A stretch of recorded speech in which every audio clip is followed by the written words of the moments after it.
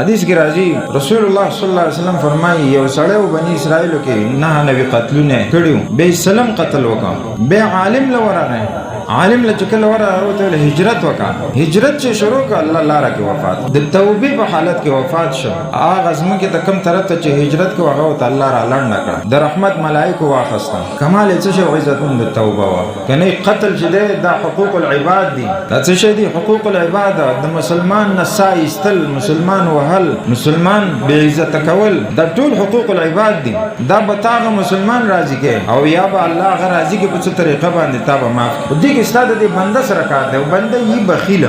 بخیل سره چاته یو روپې نه پریدي یو خبر هم نه پریدي ارچ الله دې ربنا وسعت كل شيء رحمه وعلما فاغفر للذين تابوا یا الله ستاره رحمت او علم ډیر پراخه دی د وجه جهنمین چې کله جهنم کې غیب الله ته سوال کوي ربنا متنا اثنتين واحييتنا اثنتين فاعترفنا بذنوبنا یا الله دوزل مرګونه مولیدل دوزل ژوند مولیدو موږ وس اقرار کوو چې الله موږ ګناهګار یو پریم دا خدای اقرار د دې ځای د آخرت نو عزتمند د دنیا وا نن ما ته څومره ګناونه کې زمنګ لاش د ککړلې پیم پکې ککړې دي زړم پکې ککړلې سترګې پکې نوتی دي وګونه پکې ککړلې اعتراف نه کوي الله توبه نو واسو الله جل ما توبه ما عزتمند اصل شی دی دغه واقعا چې ما ته دا مسله واضحه شو چې کله څوک توبه وباسي رب العالمین څه کوي خاتمه په ایمان راوړي کنه سل قتلونه چې ورکه شي نه ده سل قتلونه وړه خبره نه ده چې کله انسان په صدق سره توبه وباسي الله به رحم کوي